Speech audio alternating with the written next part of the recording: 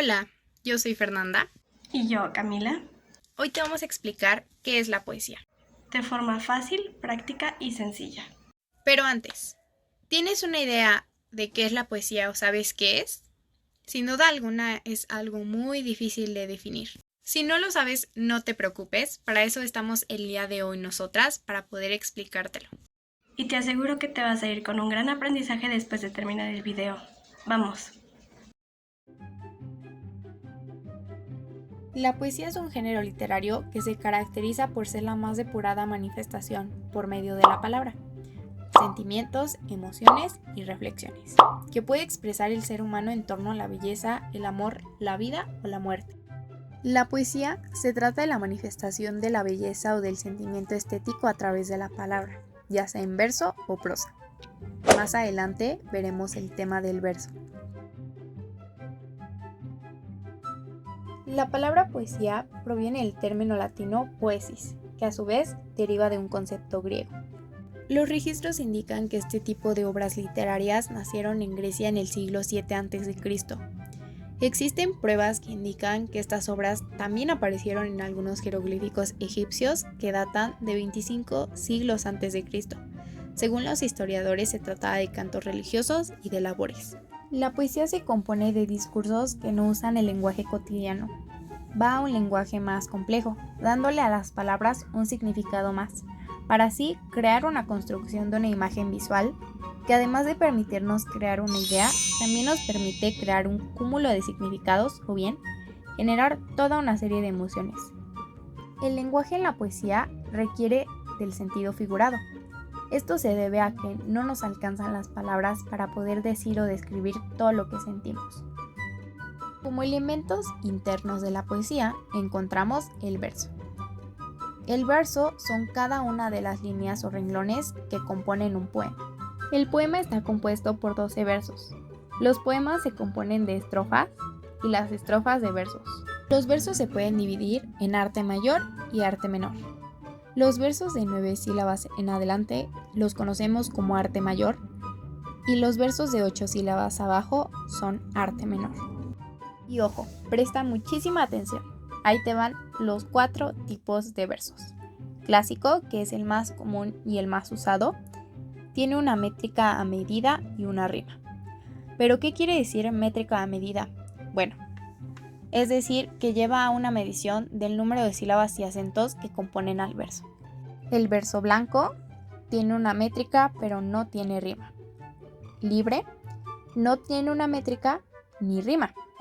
Este se apoya de musicalidad y ritmo. Y suelto, no métrica pero sí rima. Y dejando todo ese rollo de los tipos de verso, vamos a centrarnos solamente en uno, en el clásico. ¿Recuerdas que te había dicho que era el más común y el más utilizado? Pues ya verás por qué. Te dejo con Cami para que te cuente todo acerca de sus licencias poéticas y más sobre este tipo de verso. Antes de que se me olvide, la métrica se apoya de las licencias poéticas para ajustarlas. Las licencias poéticas son una serie de recursos utilizados en poesía para poder mantener el número de sílabas de cada verso. Existen 4 tipos. La primera es la sinalefa, en la cual forman una sílaba las vocales finales de una palabra con las iniciales de la siguiente. Como siguiente tenemos el hiato, el cual es la separación de las vocales finales de una palabra con las vocales iniciales de la siguiente. Como siguiente tenemos la sinéresis. Es forzar un diptongo en donde no lo hay, es decir, unir sílabas en 2 vocales fuertes. Como último tenemos la diéresis, la cual es desintegrar un diptongo y hacer de él 2 sílabas. Se trata de un fenómeno acústico que se da cuando un grupo de fonemas se repiten en, por lo menos, 2 versos. La rima se divide en 2 tipos, los cuales son sonoridad y organización. Dentro de la categoría de sonoridad encontramos el tipo de rima sonante, el cual solo coinciden los sonidos vocálicos en la última sílaba de cada verso. Se clasifica de acuerdo a su timbre, acento y disposición. Para el siguiente ejemplo utilizaré un fragmento de la fábula de las moscas de Félix María Samaniego.